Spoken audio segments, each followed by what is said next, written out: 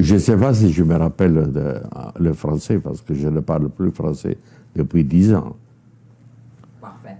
Non, donc en 2001, quand vous êtes arrivé, il y avait un film fait par un Belge d'une ONG Prévention Génocide qui parlait déjà d'escadrons de la mort ou plutôt des exactions de la part de Gbagbo en Côte d'Ivoire. Je pose la question d'abord, est-ce qu'il y avait de la xénophobie vis-à-vis les nordistes à l'époque, comme on disait, et pourquoi ce film en 2001? Et Gbagbo l'avait montré à la télévision, et aussi pour demander des commentaires des gens. Est-ce que vous vous rappelez de cette époque? Je me rappelle très bien, mais Nicolette, je voudrais, si j'ai la permission, de faire 2 petites promesses. La première, je voudrais saisir cette occasion pour envoyer des salutations au président Gbagbo. Je ne l'ai plus vu depuis longtemps. Je sais tout ce terrible période qu'il a dû passer en prison à La Haye. Je connais son esprit, je connais sa politique, j'ai pour lui un grand respect et je voudrais lui dire un grand bonjour et courage. La deuxième petite promesse, c'est pour toi, Nicoletta. Je te connais depuis longtemps. Je sais ta bataille pour la vérité, pour la justice, pour l'Afrique et pour Gbagbo. Et c'est une autre chose pour laquelle j'ai beaucoup de respect. La question, je pense que je t'avais déjà répondu à cette question lors d'une autre rencontre il y a quelque temps. Oui, ce documentaire a été un coup de foudre en Côte d'Ivoire parce que la haine ethnique n'existait pas. Bien sûr, il y avait des différences ethniques. Bien sûr. C'est un pays qui a accueilli beaucoup de personnes qui venaient de l'étranger, qui étaient porteuses de cultures différentes, surtout les hommes et les femmes qui venaient du désert, donc des pays du Nord, du pays sahélien, et qui devaient s'habituer à une culture, à des méthodes de travail et de vie complètement différentes dans un pays équatorial, dans un pays de forêt, d'eau, de nourriture. C'était comme passer du désert au bonheur. Et donc il y avait différences, bien sûr, mais il y avait une vie paisible partout. Quand je suis arrivé, j'étais frappé par le fait qu'à Abidjan, il y avait une coexistence des différentes ethnies, des différentes religions. J'étais frappé par le fait qu'il y avait des familles où il y avait le mari ou la femme qui était catholique ou qui était animiste, et le mari qui était un musulman. Donc, je ne voyais pas du tout, et nous ne voyons pas du tout venir cette génocide, cette poudrière dont on parlait. Et Gbagbo lui-même a été surpris, au point qu'il a voulu ouvrir tout de suite une discussion publique. Il a demandé à la télévision de présenter ses documentaires pour ouvrir un débat. Débat qui a été courageux, ouvert. Je dirais un débat laïque. Mais la question qu'il faut se poser, surtout aujourd'hui, pourquoi ce documentaire, pourquoi ces mensonges sont sortis juste avant que ça se réalise? Est-ce que c'était une préparation à quelque chose qui mijotait déjà à la cuisine de quelqu'un d'autre? C'est la question. Mais bon, ça c'est la réponse que je crois que je t'avais donnée l'autre fois. Je ne peux pas la changer parce que c'était et c'est la réaction de quelqu'un qui a vécu les heures, les jours dramatiques de l'entrée de ce grand pays en guerre. Et beaucoup d'années plus tard, donc carrément 18 ans plus tard, 16 ans, il y a un certain Jérôme Pine, fils de Dominique Pine, le conseiller de Vignal, qui vient de sortir maintenant en 2019 un film 69 jours, les jours des assassins ou quelque chose comme ça. Et vous avez vu ce film, qu'est-ce que vous en pensez? Oui, je l'ai vu. J'ai vu ce film. Ce film me confirme qu'il y a un mauvais esprit. Il y a des partis pris qui continuent à traverser, à faire vivre la mentalité de certains groupes français. Parce que comment est-il possible d'analyser les premiers jours du coup d'État sans parler de l'origine de ce coup d'État? On commence ce documentaire par des épisodes terribles qui ont suivi d'une semaine ou 10 jours le coup d'État.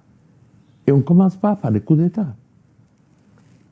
Serait rationnel, serait normal de commencer par le commencement. Non, on commence par une interprétation qu'on ne donne même pas, mais on la laisse passer d'une manière qui n'est pas claire et qui n'est pas honnête. Reprenons les choses. Nous sommes en septembre 2002. Gbagbo a vécu déjà des moments difficiles.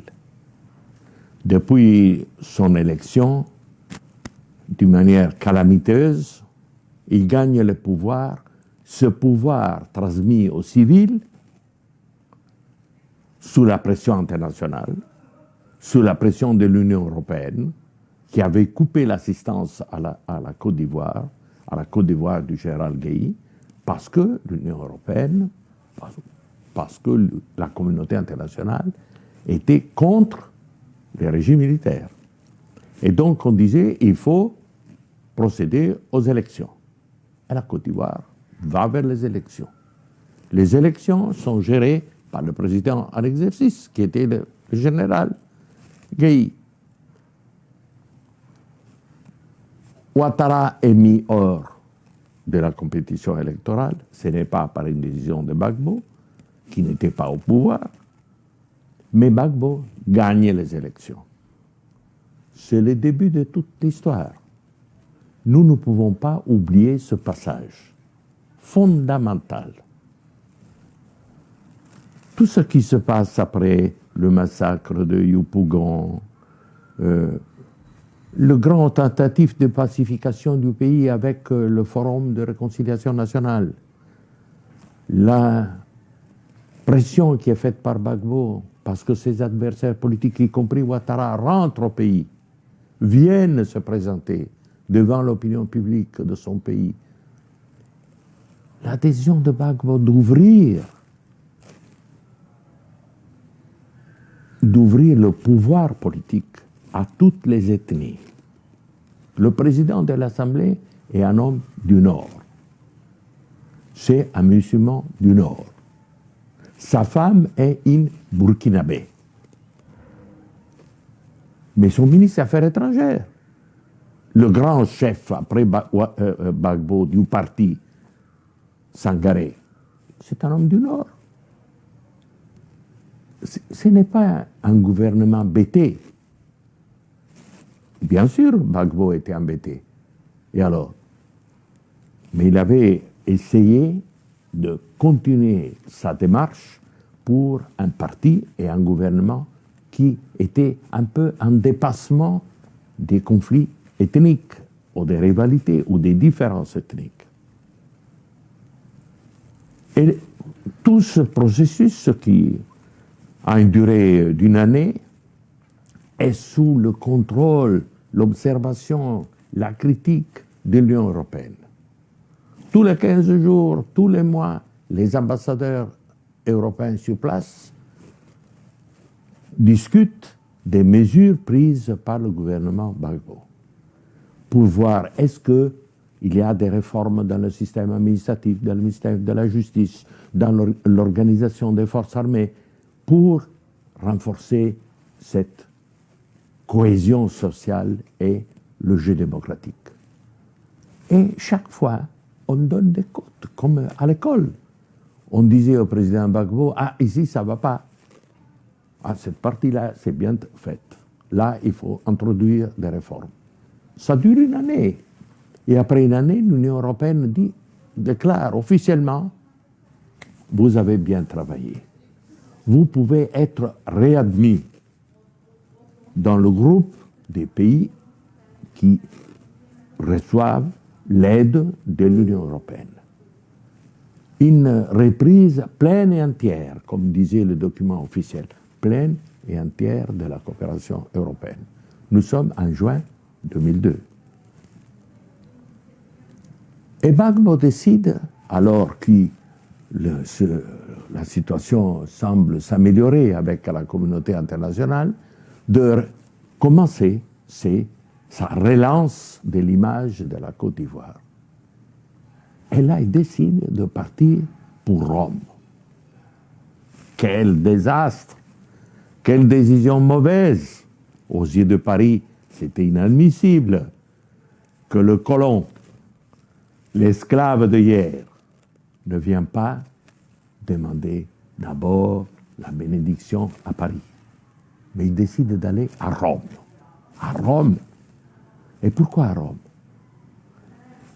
Je pense que la décision du président Gbagbo fut déterminée un peu par une partie qui n'a pas été mise en valeur suffisamment.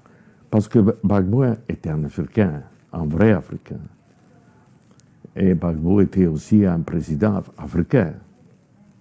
Mais il avait dans sa tête une formation classique latine, forte,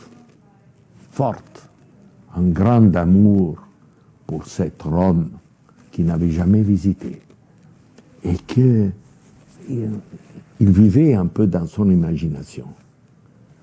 Et donc, on devait passer par Rome. Rome, il y avait le Vatican, donc il pensait aussi à la politique, pas seulement ses souvenirs classiques. Mais bien sûr, dans le programme de la visite, l'idée de se rendre al Campidoglio pour regarder du balcon du maire de Rome al Campidoglio il foro romano, là où il y avait tous ses souvenirs d'école. Et également l'autre Laurent. Il aimait beaucoup l'autre Laurent, Lorenzo Fiorentino dei Medici, Laurent le Magnifique. Différentes raisons. En fait, je ne sais pas. Certainement, la décision prise de partir le 17 septembre pour Rome, j'ai trouvé ça une autre faute. Pourquoi le 17?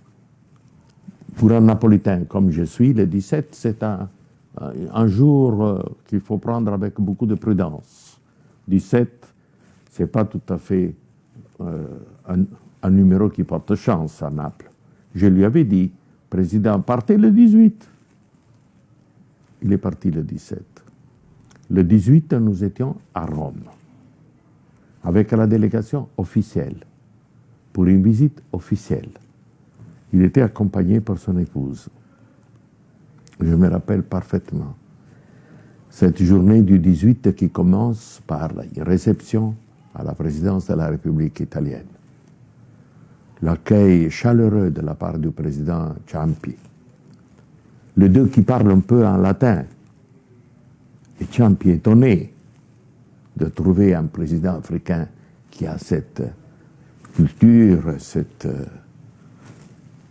Et après, l'après-midi, nous avons rencontré Berlusconi, qui était le chef du gouvernement. On parle d'avenir, d'investissement dans le tourisme, valorisation des côtes. Et après, finalement, il Campidoglio, le spectacle du foro romano. Et finalement, le soir, nous sommes tous allés à la résidence de l'ambassadeur de Côte d'Ivoire en Italie, Richard Zadi. Richard Zadi a été un grand ami. Nous sommes devenus des amis. Moi, j'ai représenté l'Italie dans son pays, lui représentait son pays à Rome. Et on avait une relation qui n'était pas uniquement professionnelle, mais aussi amicale. J'avais beaucoup d'estime pour lui. C'était la première fois, je crois, qu'un ouvrier immigré, clandestin, qui était arrivé en Italie, sans un sou, sans rien, et qui était devenu petit à petit, le représentant de tous les immigrés africains en Italie, qui parlait italien parfaitement bien, qui participait à tous les grands débats à la télévision italienne, et qui connaissait les lois italiennes mieux que les Italiens. Quand Gbagbo est devenu président, l'appel pour lui dire « Tu seras l'ambassadeur de Côte d'Ivoire en Italie ». Ça, je pense aussi, c'est une partie de cette personnalité de cet homme. Il est vrai que Richard Zadi était le représentant de son parti en Italie, donc il y avait une liaison politique. Mais le fait de choisir un homme de combat social et un homme qui était capable, avec ses propres moyens, de réussir, de s'imposer et avoir respect pour ce processus et cette capacité de s'affirmer dans la société, c'était un trait caractéristique du président Gbagbo. Il regardait, il avait autour de lui des jeunes, des gens qui y prenaient de la rue, mais s'il était capable.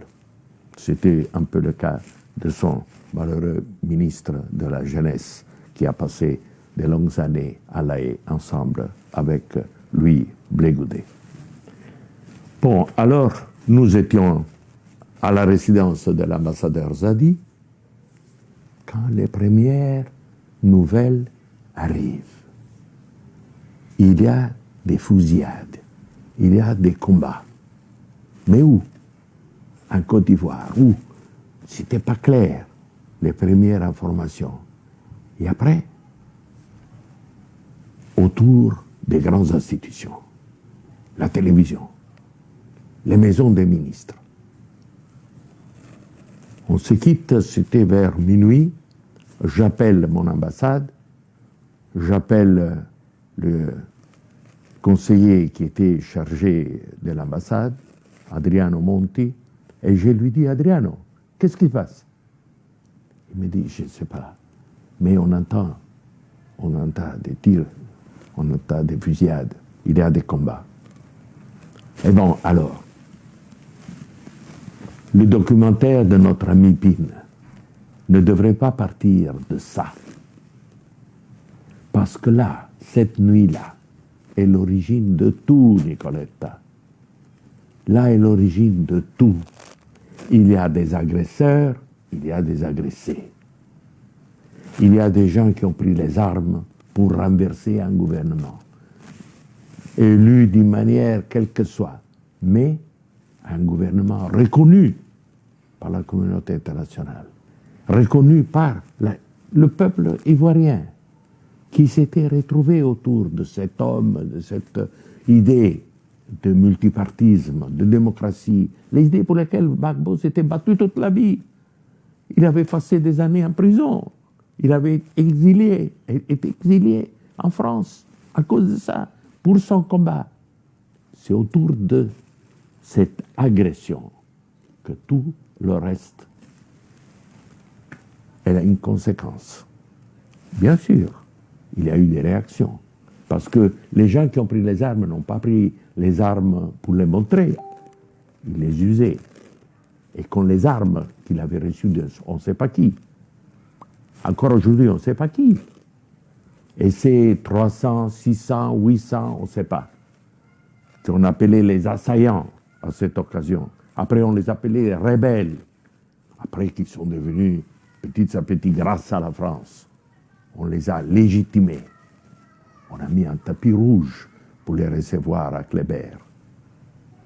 On les a légitimés. Mais ils étaient des assaillants. J'ai tout le respect pour ceux qui ont des idées différentes. Et j'ai tout le respect pour ceux qui ont des intérêts à défendre, même personnels. Mais pas pour ceux qui prennent les armes. Et surtout pas ceux qui, avec les armes, tuent des innocents. Ils ont occupé les villages du Nord en coupant la gorge aux gendarmes qui étaient sans défense, désorganisés. Et ils sont passés comme dans le beurre pour arriver avec l'air 4x4, on dit fiammanti, magnifique, neuve, armés jusqu'aux dents, avec les belles uniformes. Ils payaient même le carburant aux stations d'essence. Et ils sont arrivés à Abidjan. Mais à Abidjan, ils ont trouvé à la résistance. Parce qu'il y a eu des groupes armés qui les ont reçus avec les armes. Mais cette nuit-là, Nicoletta, ils ont tué les ministres de l'Intérieur. Ils sont allés chez lui, ils dormaient à la maison, Bogadoudou. Le pauvre, il a essayé de se sauver.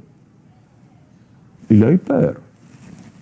Il a essayé de se sauver. Il n'avait pas même pas un pistolet avec lui.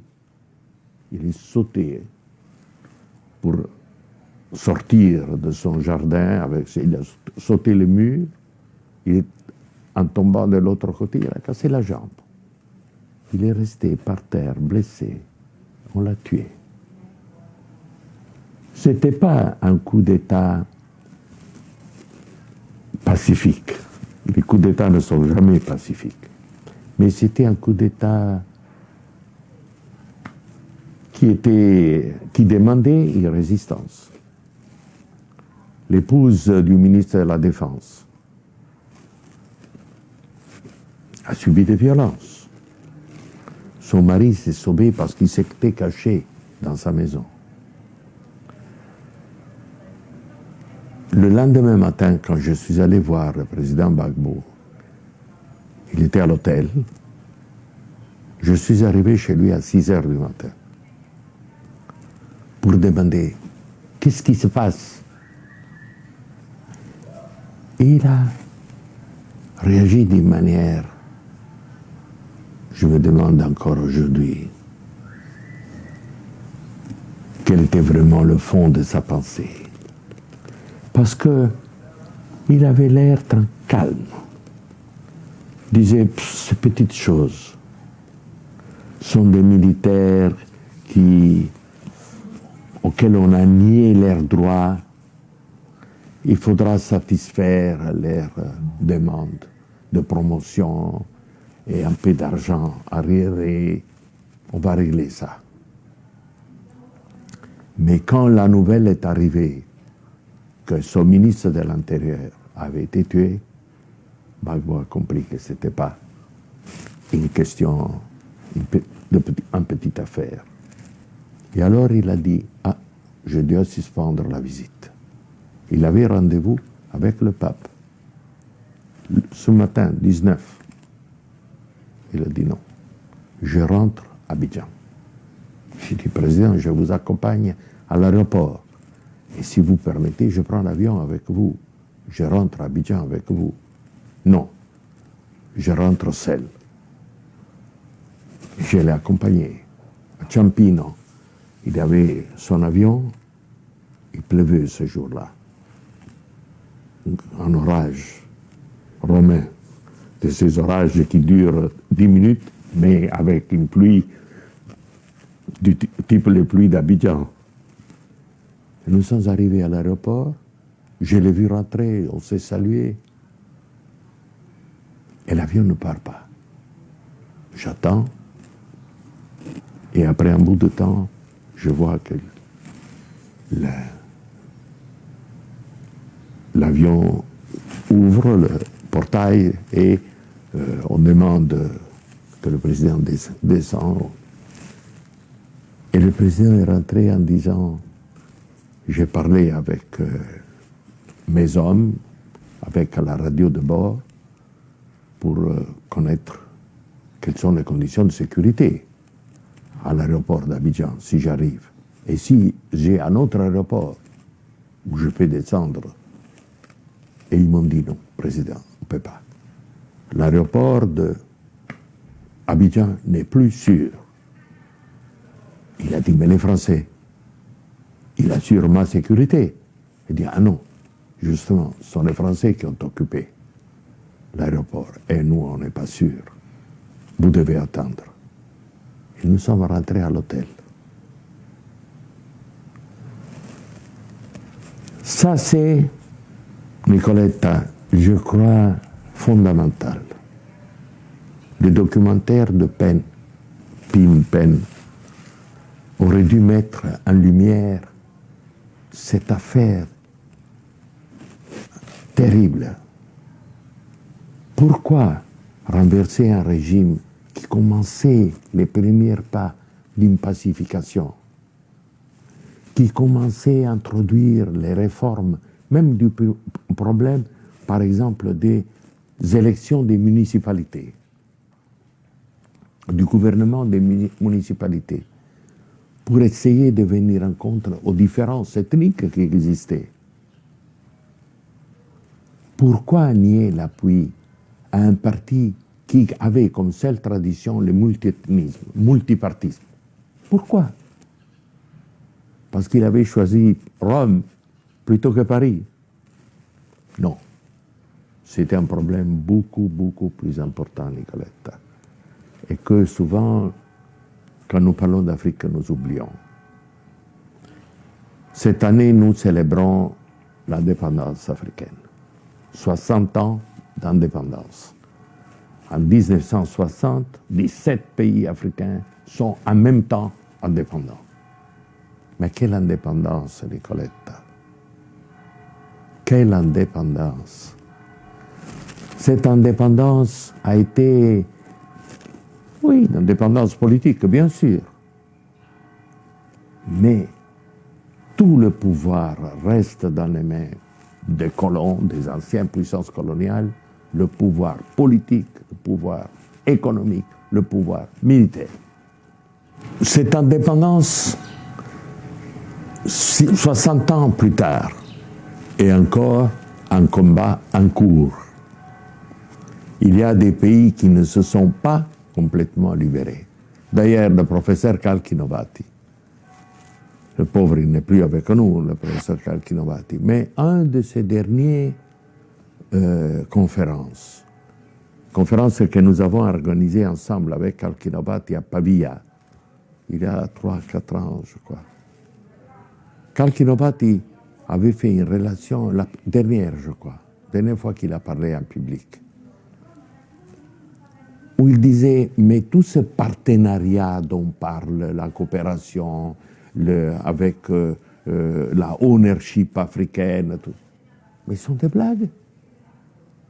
C'est la domination européenne qui continue. Et c'est seulement aujourd'hui que je vois naître vraiment une Afrique indépendante, mais avec des souffrances encore. Et c'est ça, c'est la seule réponse que je suis capable de donner à cette politique française vis-à-vis de Gbagbo. Parce qu'il n'y avait aucune raison pour mener une guerre contre Gbagbo. Et cette guerre a coûté cher à la Côte d'Ivoire, très cher à la Côte d'Ivoire, très cher.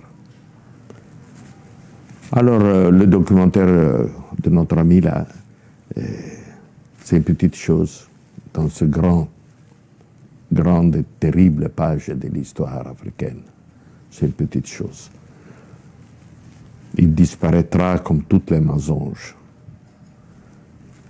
La France essaye de couvrir certains avec le secret, certains même des enquêtes judiciaires qui sont en cours, pour essayer de clarifier certaines des pages obscures de cette crise ivoirienne.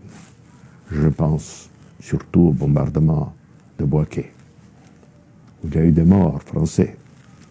Naturellement, les peu de morts français nous font mal, Nous pensons à leur famille, à ces pauvres jeunes, mais il y avait des milliers de morts ivoiriens de l'autre part. Pourquoi? Pourquoi?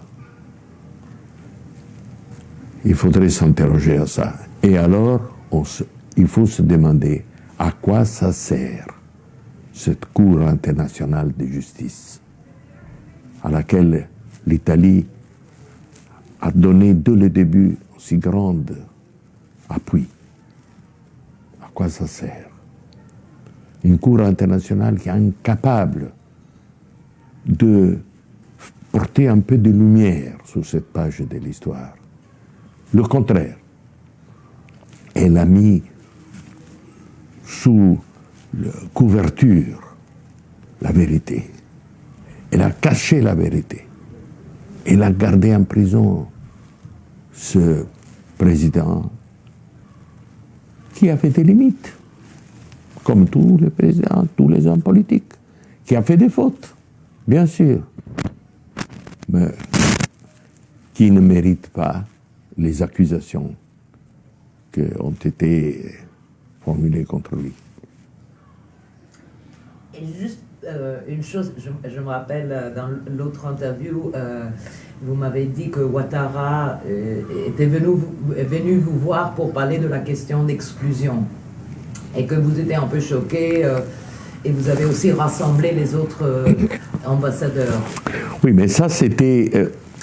j'ai mentionné le fait qu'au début de l'été 2002, l'Union européenne, les ambassadeurs avaient donné un avis favorable, et Vignal faisait partie de ce groupe à cette époque, et qu'il était très favorable à Gbagbo à cette époque. Il avait signé avec nous avec tous les ambassadeurs, ce document important de reconnaissance de la bonne marche de la politique ivoirienne.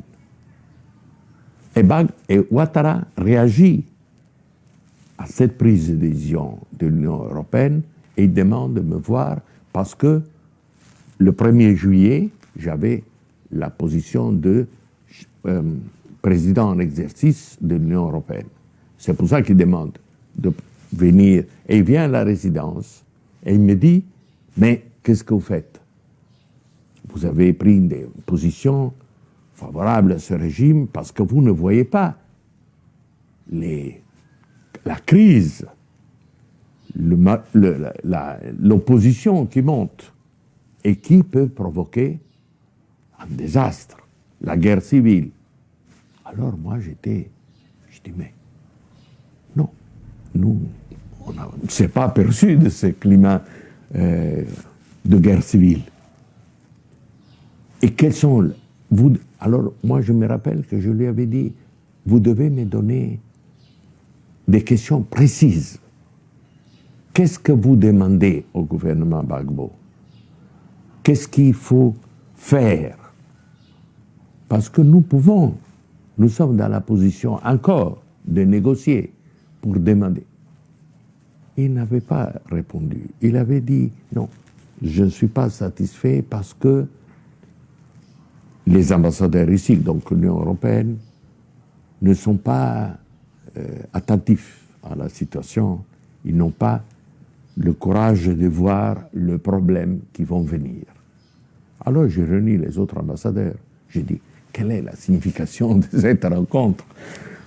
Alors, comme je t'ai dit, je crois, la dernière fois, je suis un peu sicilien sur certaines questions. Alors, je me demande toujours quel est le message exact. Parce que, comme disent les Siciliens, il y a toujours, quand on parle, plusieurs interprétations données aux paroles. Quel était le message? C'était un avis. On voulait nous mettre au courant que quelque chose de grave allait se passer d'un moment à l'autre. Nous avons simplement dit, nous devons intensifier les contacts avec l'opposition, donc l'RDR et Ouattara particulièrement, plus important encore que lancer des grandes propositions comme celle de Gbagbo pour le gouvernement d'unité nationale qu'il avait lancé en même temps. Je ne sais pas, je ne sais pas. Il y avait peut-être certainement, du point de vue de Ouattara, personnellement, un mécontentement. Parce que lui qui avait été le Premier ministre du pays avec Houphouët, il n'avait pas accepté son élimination du jeu politique, qui n'était pas une décision prise par Gbagbo, attention. Ça, c'était une décision qui était prise par Bédier. En plus, Ouattara, le RDR, avait voté la Constitution qui automatiquement l'excluait. Mais bien sûr. Donc, lui croyait d'avoir subi un tort, oui. Il avait, comme beaucoup de personnes, légitimement l'ambition d'être lui le président. Il avait même l'envergure, les capacités. Mais peut-être il n'avait pas la patience. Il faut avoir la patience d'attendre. C'était tous un malentendu qui s'est joué en 2-3 mois. Et autour de ces malentendus, il y a eu un désastre gigantesque. Mais la France y est malheureusement pour beaucoup. Et surtout cette idée que le colonialisme n'était pas fini. Le pays n'était pas indépendant, n'avait pas le droit de choisir son avenir. Mais il devait passer par l'approbation française. Et quand les choses ont pris la tournure du coup d'État de septembre, le BIMA n'a pas réagi. Il y avait un accord entre la France et la Côte d'Ivoire que le BIMA était là pour défendre quoi? Les institutions. Quelles institutions? Les institutions qui sont en place. Il n'y a pas d'autres institutions possibles. Mais le BIMA, qui était prêt, le commandant du BIMA m'a dit, on était prêt. Quand on a entendu tirer, on a dit, bon, demain, on s'en occupe. Et il m'a dit, en 2 jours, on aurait réglé l'affaire. Mais l'ordre n'est pas venu. Et Vignal, qui appuyait Gbagbo, 1 an, 2 ans plus tard, change complètement d'avis. Il devient un adversaire tellement violent contre Gbagbo que Gbagbo doit demander qu'il soit renvoyé. Et de Villepin, ministre des Affaires étrangères, le met dans son avion et le prend à Paris pour terminer l'affaire. Pourquoi Vignal change sa position? Nous n'avons jamais compris. Nous, qu'on était ses collègues, on se voyait tous les jours. Et on ne comprenait pas. Qu'est-ce que disaient les autres ambassadeurs? Dernière question, comment est-ce qu'ils interprétaient les rebelles? Au fond, on voyait que quand c'est sorti à Kléber, Soro, il était quand même dans le RDR, dans les élections de 2000, pour les législatives, les municipales. Donc pourquoi on n'a pas fait le lien que ces rebelles étaient du côté de Ouattara? Et qu'est-ce que disaient les autres ambassadeurs? Pourquoi on parlait de crise ivoiro-ivoirien et pas d'un coup d'État? Bon, écoutez, évidemment, la position française était claire à tout le monde que la position française était fondamentale. Et nous, on était des ambassadeurs européens. Donc la France était partie de nous. Moi, on m'a demandé d'aller à Bruxelles pour parler à une rencontre au Coreper sur cette situation. Et moi, je n'ai pas caché ce qui était mon évaluation.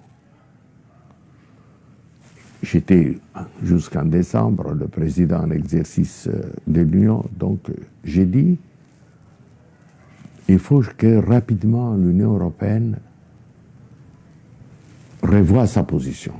Parce que, Nicoletta, tu vois, les ambassadeurs, tout de suite après le coup d'État, se sont réunis et ont préparé un document qui a été transmis à Bruxelles et qui a été repris par Bruxelles et qui condamnait le coup d'État.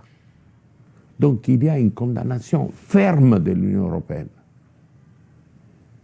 Parce qu'on venait d'une période avec un gouvernement militaire, on avait sanctionné ce gouvernement militaire, on avait approuvé le passage à un gouvernement démocratique ou civil, on l'avait suivi dans toutes ses évolutions pendant les premiers temps, et on voit d'un coup tout ça être remis en cause par un coup militaire. Alors on l'a condamné. Mais ces documents, quelques semaines plus tard, a été oublié. Finito. Alors quand je suis allé à Bruxelles, j'ai dit attention, la politique européenne en Afrique ne peut pas être changeante au fil des intérêts. Quels intérêts? Quels intérêts? Les seuls intérêts qui doivent nous guider sont les intérêts de l'Afrique. Si nous voulons construire cette amitié, consolider une amitié différente de l'amitié coloniale qui n'était pas une amitié. Mais si on voulait, on devait regarder aux intérêts de l'Afrique, pas aux intérêts des petites affaires, parce que quels intérêts avait la France contre Gbagbo? Disons franchement, petites affaires. Ce n'était pas de grands intérêts. C'était la tradition des services secrets français. Permettez-moi de dire, maintenant que je suis vieux, et je peux me permettre de dire les choses comme je les pense, c'était des mauvais conseils que le président Chirac et que le gouvernement français recevaient. Des services habitués à considérer Gbagbo un homme de la gauche, une gauche dangereuse pour l'Occident. Fait des choses ridicules. Gbagbo, homme de gauche, oui, un progressiste, on dirait aujourd'hui. Et un progressiste, et encore. Un progressiste qui était prêt à faire toutes les négociations qu'il a fait avec les grands capitalistes français. Alors, quelles étaient vraiment les difficultés? Difficultés qui ont mis la France sur un mauvais chemin alors et qui, encore aujourd'hui, freinent notre amitié avec l'Afrique. Et aujourd'hui que l'Afrique se libère. Et se libère, Nicolette, grâce à une chose, grâce à un mouvement démographique. C'est ça le facteur qui vraiment change tout le cadre de la situation africaine. 300 millions, aujourd'hui 1 milliard 200 millions et dans 40 ans, 2 milliards 500 000 habitants en Afrique, signifie la jeunesse. La jeunesse ne connaît pas le colonialisme. La jeunesse ne connaît pas la France. Non. On se libère parce qu'on a repris conscience de son identité. Celle que nous, le colonialisme, avait niée. Vous n'avez pas d'identité. Même l'Église catholique disait, vous n'avez pas d'âme. Les Noirs n'ont pas d'âme. Donc on pouvait les vendre. On était arrivé à ce point-là pour justifier une période vraiment noire de l'histoire de l'Europe. Mais aujourd'hui, nous devons faire très attention.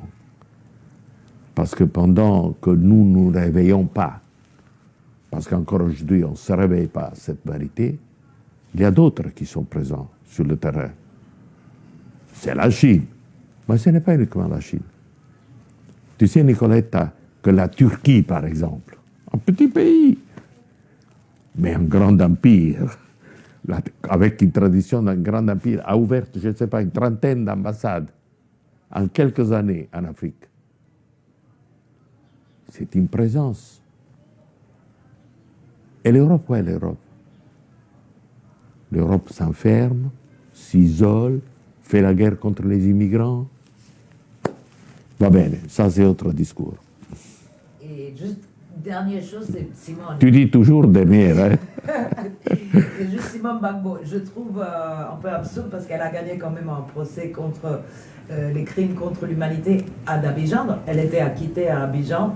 Après, Ouattara l'a condamnée pour 20 ans pour déstabilisation de l'État. Mais bon, même si elle était l'État à l'époque, bon, ça c'est autre chose. Mais de toute façon, elle avait gagné son procès de crimes contre l'humanité. Et maintenant, la Cour pénale internationale insiste encore aujourd'hui de l'arrêter. Qu'est-ce que vous pensez de cette prise de position de La Haye? Écoutez, moi, de La Haye, je viens de dire que je trouve que c'était, à mon avis, une des plus grandes faillites sur le plan international des bonnes idées, des bons projets, qui après ont été manipulés et qui ont été transformés par quelque chose de très coûteux et inutile, s'il n'est pas dangereux. Qui sont les accusés qui sont mis en prison sont les Africains. Les Africains. Sont eux les coupables. Mais qui était derrière, qui manœuvrait les ficelles? Non, il faut changer d'optique. Moi, je dis toujours, quand je parle d'Afrique, chers amis, cambiamo di occhiali. Il faut changer la manière de regarder, essayer de comprendre ce miracle qui se passe sous nos yeux, de ce continent qui se réveille, qui a des difficultés immenses. Construire les États, construire les nations, développer l'économie, développer l'infrastructure. Tu penses, par exemple, au problème des infrastructures. Toutes les infrastructures coloniales, qui sont restées jusqu'à hier, c'était des infrastructures qui allaient du centre vers la périphérie, parce qu'on devait amener les matières premières qu'on arrachait en Afrique, on devait les amener dans nos pays. Donc, les chemins de fer, les grandes routes étaient faites mais il n'y avait pas de liaison interne. Alors aujourd'hui, pour parler entre les Africains, on dut tout construire, repartir à zéro. Il n'y avait rien. Tout ça demande que nous regardons tout ça avec beaucoup de respect. Et nous pensons que le respect est l'humanitarisme, c'est-à-dire cette attitude de regarder les Africains comme des pauvres qui ont besoin d'être aidés parce qu'ils sont des misérables, parce qu'ils sont incapables. Non, non, non, non, non, ça n'existe plus. Changeons d'optique.